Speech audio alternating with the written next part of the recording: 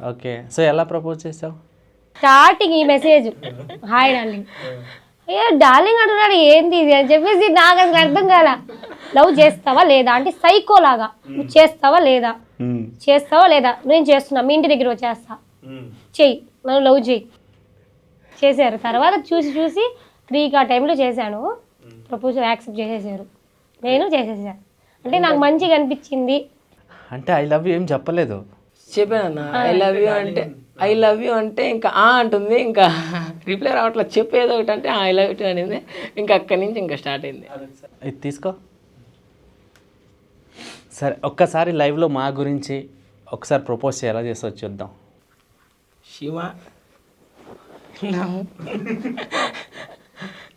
ఒక్క రోజులోనే ప్రపోజ్ చేసిన వెంటనే యాక్సెప్ట్ చేసావు.